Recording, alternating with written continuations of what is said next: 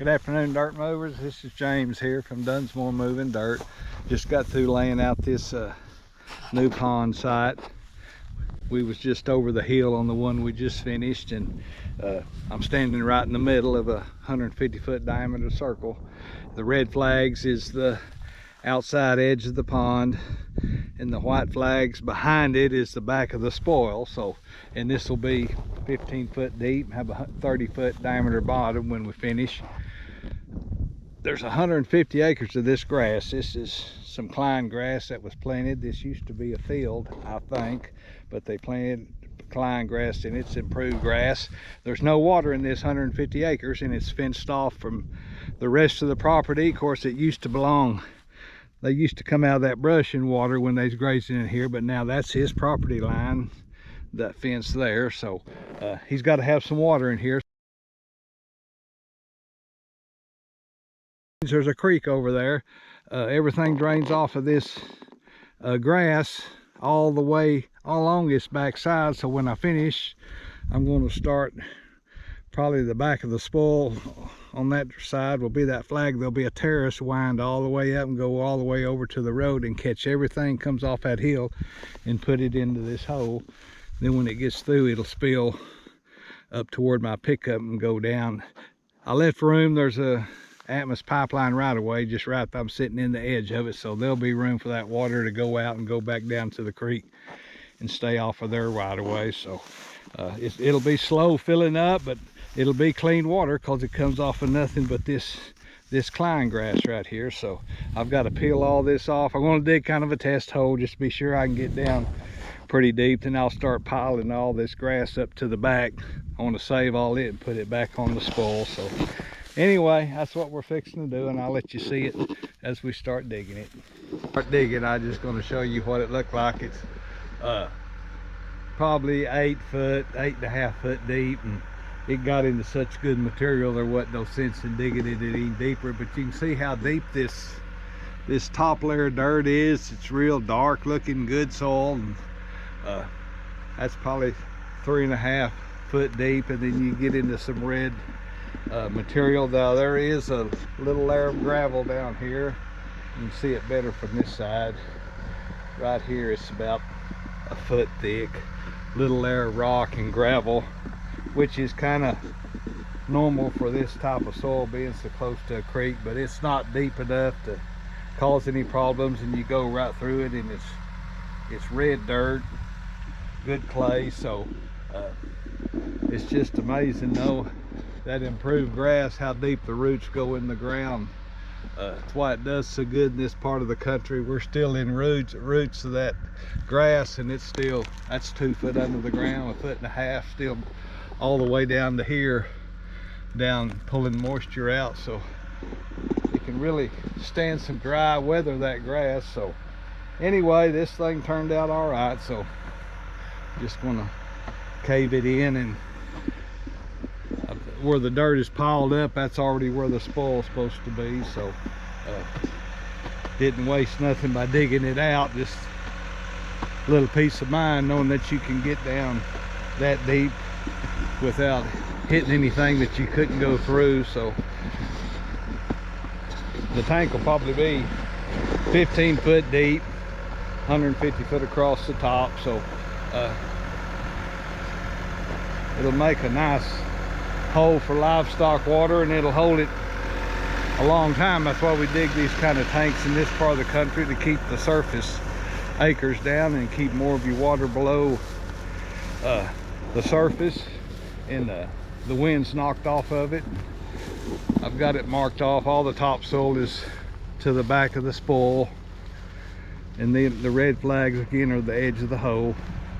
Here's still the center line. So I'm just going back up here and cave this off and cave it in, and then just start digging and putting the dirt. So we'll let you see that as we get to digging and everything.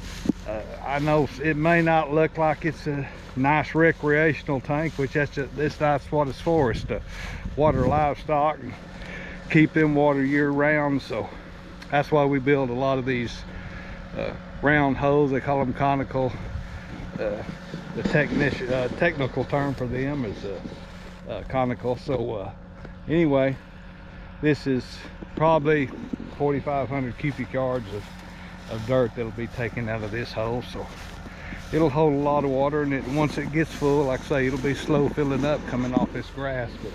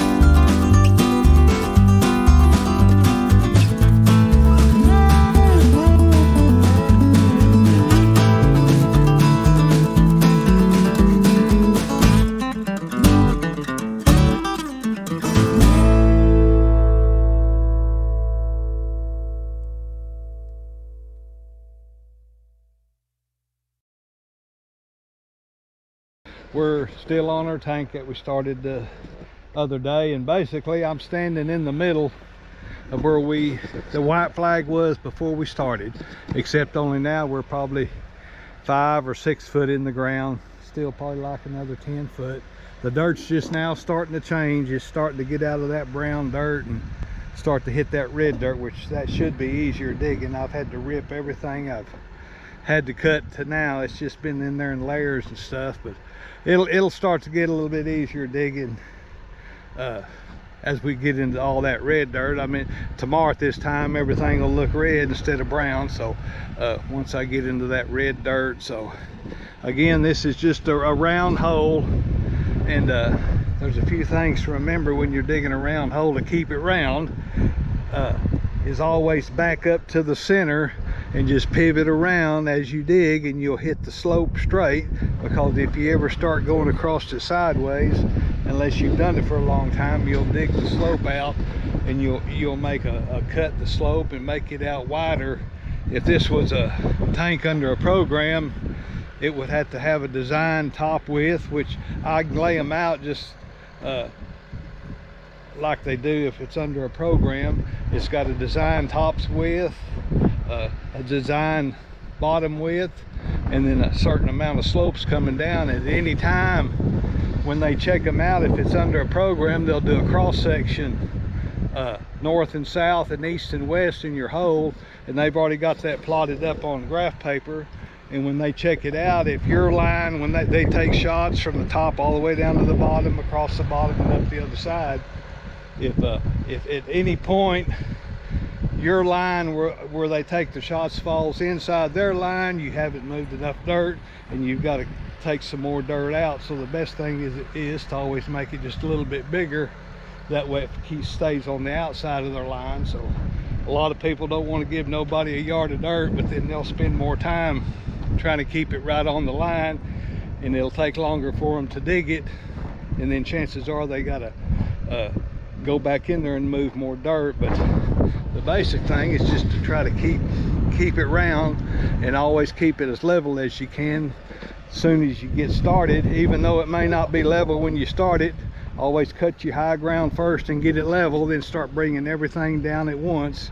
I always try to keep this front half of the tank, or wherever you're taking your spoil up to, lower than the back side, because that'll come down eventually. It has to, but you're always carrying dirt up here, and you start losing dirt, and for long this will start to build up and get high. Then you're cutting your dirt farther uphill than you need to do it. If you'll keep this going downhill to the bottom of that slope, you can move dirt more efficiently. So what I do, you don't back all the way up to the back every time. You like, most of the time your spool will at least stop halfway around your circle, not all the time. Sometimes this opening here may be half as big as this, so you've got dirt really past the halfway mark. But I always try to keep this going downhill here, and then I may dig here for an hour or two and then just back up there and cut that dirt and bring it over here, and I just leave it when I'm here, and then the next time come take it off, and then I'll clean all this up and get this lower again. It kind of helps, keeps everything in the circle and round. So but we'll let you see tomorrow what it looks like, or maybe this evening when we quit. It might be all red, but I doubt it. There's still a lot of that brown dirt in there. But like I say, it's probably 5 or 6 foot deep, still like another 10 foot. So it'll just get, the deeper you go, the sides keep coming in, and they'll just get smaller and smaller. It's just like if you're inside a bowl, there's one direction to go out that slope and not cut into it and bite into it. So the best way to do it is always back up to the center and just work your way around, and you'll eventually get it. It'll just stay round all the time. Usually if it's a tank that I'm digging by the yard under a program, I'll leave some stakes up there where the natural ground was until I get down so far. But I'm just doing this in by the eye or so, but I still dig them all the same. And this tank will have a 4-to-1 slope, and that's usually what we build them now. Used to build them 3.5 to 1, which that's just every foot you come down, you come out 4 foot, or you have 4 foot of slope for every foot you come down. So I don't measure it. You can if you till you know what it feels like, but once you get the feel of what a slope is, it never changes. So very seldom I don't stop and check no slopes or nothing. So when you get down to the bottom, you've got to have a certain diameter of bottom. If your slopes are too flat, you've got not enough bottom. If they're too steep, you've got more than what you need. But the biggest thing is getting the hump in the slope where you're taking the dirt out, because you'll lose dirt, and there are certain kinds of dirt that will come out from underneath you. They'll just start to build the slope out. So every now and then you got to clean your slopes back, but you don't want to peel them back too much, because most of the dirt on these things are in the top 7 foot. So if you get the tops out too far on that top 7 foot, you've moved a whole lot more dirt than what you're going to get paid for if you're doing it by the yard. So if they lay one out, if it's under a government program, you just get paid for the design yardage on the tank. So if you overbuild it, that's just on you. You've just given the landowner a little extra water storage, which I don't mind that. That's better than having to fool with it, not getting it to pass. But there's a limit. You can go too far and really spend more time giving them a whole lot of more moving more dirt than you're getting paid for, because you're just getting paid on the design yardage on that tank. So, but it don't take you but a few of them to figure out where you messed up. So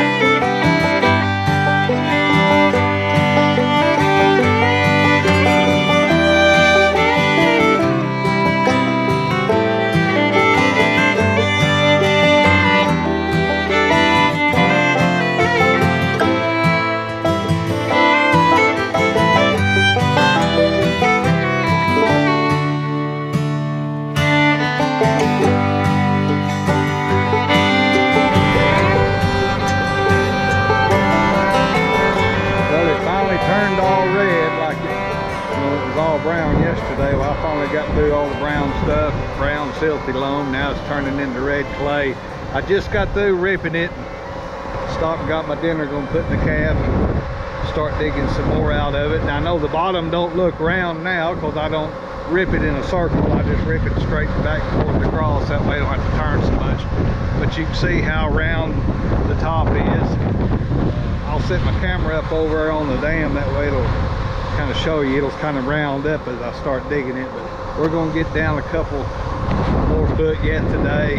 It's probably 10 foot, 9-10 foot now, and probably clean the bottom up tonight. They say we got some rain in the forecast, so just in case it rains, I don't have much loose dirt in there. But let y'all watch as I dig it down a little deeper.